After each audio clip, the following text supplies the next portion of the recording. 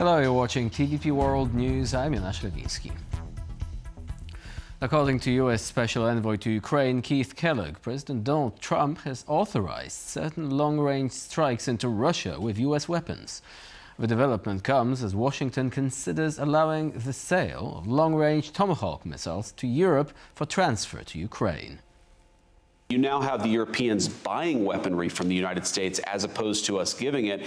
And you asked this question about Tomahawks. It's something the president's going to make the final determination on. What the president is going to do is what's in the best interest of the United States of America. That's the driving light between his foreign policy decisions, between his defense policy decisions, and that will be the same heuristic that we apply to how we answer this question about Tomahawks. I'll let the president speak to it, but I know that we're having conversations this very minute about that issue. Vice President J.D. Vance there making comments on the same issue of long-range strikes against Russia. Now, moving on to our next story. Denmark banned all civil drone flights on Sunday after several of the aircraft were spotted at military facilities overnight. Meanwhile, Denmark is preparing to host EU leaders on Wednesday, followed by a wider European political community summit on Thursday. From Monday, the 29th of September, through Friday, the 3rd of October, all civilian drone activity is banned from Danish airspace. The country's defense minister, Troels Lund Poulsen, said Denmark is currently in a difficult security situation and must ensure the best working conditions for the services responsible for security during the EU summit. At the same time, Danish authorities called the drones part of a hybrid attack, but stopped short of naming a perpetrator. In an exclusive interview with TVP World tonight, European Commissioner for Defense and Space Andris Kubilius warned that Europe must be prepared for further Russian provocations. Well, what we saw recently, exactly in Poland, with those, almost 20 drones intrusion into Polish territory, I see that as Moscow attempts to provoke or to test. We can guess what was, the real goal. And definitely when we see all the developments recently, with drones appearing near Copenhagen, with drones intrusion earlier in Lithuania, after that into Romania, so we need to be ready. We need to be ready that, the same attempts, even, in some kind of escalatory curve, will be used by Kremlin. This war is our war, said Polish Prime Minister Donald Tusk, referring to the Russian invasion of Ukraine. The remark came during his opening speech at the Warsaw Security Forum earlier today. This is our war too. We often hear voices, here in Warsaw and in many places around the world, saying, "This is not our war. It shouldn't concern us. Let them kill each other and solve their own problems. We don't want to pay, we don't want to spend our time, and certainly not risk the lives of our soldiers. But we must be aware, this is not about love for Ukraine, nor about whether someone has good or bad historical experiences with Ukraine. This is not a question of simple, obvious solidarity with a country that has been attacked by an aggressor. This is about security, about the survival of Western civilization as a whole. This is our war, because the war in Ukraine is just one part of a horrifying project that resurfaces from time to time in history, and its goal is always the same, to enslave nations and strip people of their freedom. Hungary's Viktor Orban and Slovakia's Robert Fico used a symbolic anniversary this weekend to double down on their opposition to EU efforts to reduce dependence on Russian energy. Meeting on the Maria Valeria Bridge, which links Hungary with Slovakia, Orban and Fico celebrated the structure's 130th anniversary, while putting on a united front against EU pressure to cut off Russian energy. Fico told the crowd, and I quote, "No one should tell us where to get our gas and oil," arguing that decisions on energy supply are a sovereign matter. Both leaders said Europe's push to abandon Russian crude is a political and ideological decision that would hurt not just Hungary and Slovakia, but the European Union as a whole. They insist cutting supplies from the Druzhba pipeline is both economically and technically unworkable, a stance that puts them squarely at odds with Brussels and Washington, which are weighing tougher sanctions on Moscow's remaining oil exports. The joint show of defiance comes just days after both leaders held talks on energy with US President Donald Trump.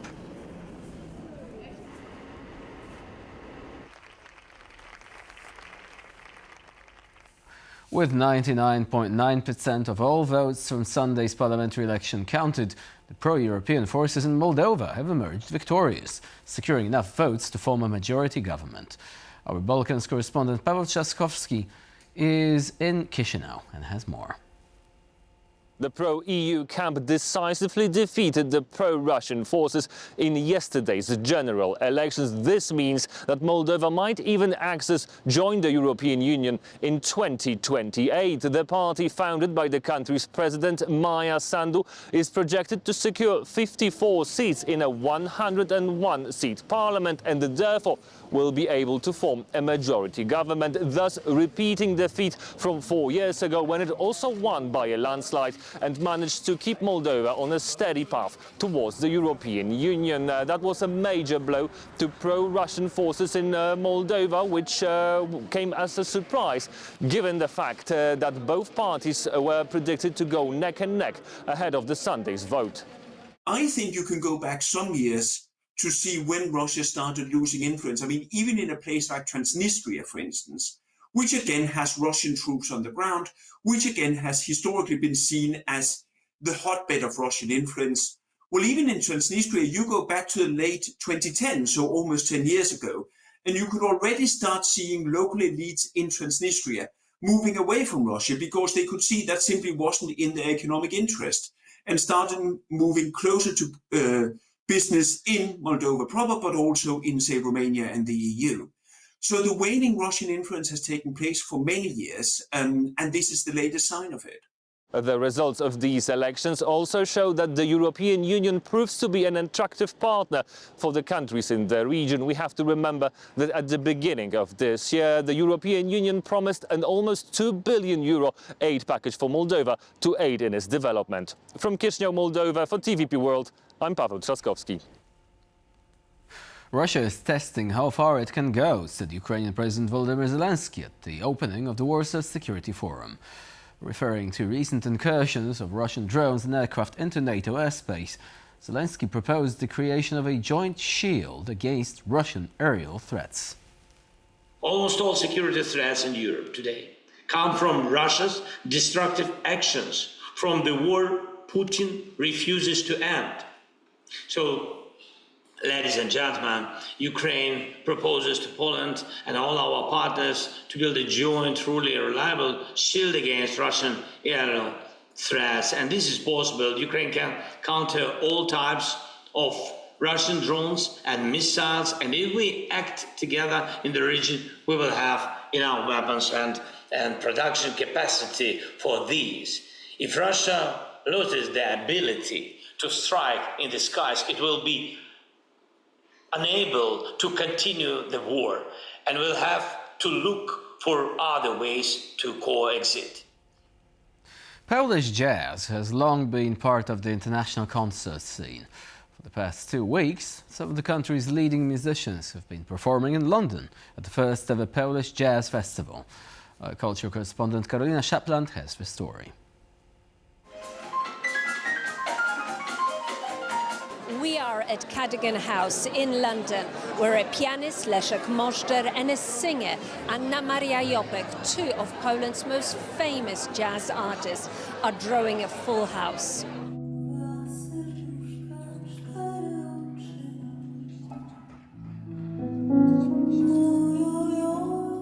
The crowd is a true London mix, Poles of all generations intermingled with Brits born and bred. I spent the last 6 weeks on Everest supporting Andrzej Bargiel in his unique attempt to climb and ski Everest without oxygen, which he succeeded. And I flew back from Kathmandu yesterday and Warsaw this morning just to be here because I really, really wanted to come to this concert. I'm just a huge fan of jazz music in general, and I like anything that's new. My biggest role is Leszek Leszek Możdżer. I've been a huge fan of his music for a number of years, so I've taken every single opportunity to see him play in London. Leszek Możdżer told us earlier about what Polish jazz meant to him. Polish jazz is a very strong trademark, and in Poland we've got a lot of really amazing, very creative, powerful musicians, starting with Tomasz Stańko, Zbigniew Namysłowski and all that, passing by generation. And now the amount of Polish musicians is so huge that you cannot really understand what's going on. There are so many fantastic musicians that it's slowly becoming a problem. And the festival's director, Łukasz Droździel, explains how the idea first came about. It's nothing more than bringing many great artists who show up for concerts here anyway, because London is a mecca for jazz, but simply recognizing that the Polish pattern of greatness in jazz and bringing it all together in a series of concerts to celebrate Polish music. The strong response to this festival, and not just from the Polish diaspora, shows the continuing appeal of Polish jazz and its role in the cultural exchange. For TVP World, I'm Karolina Szapland.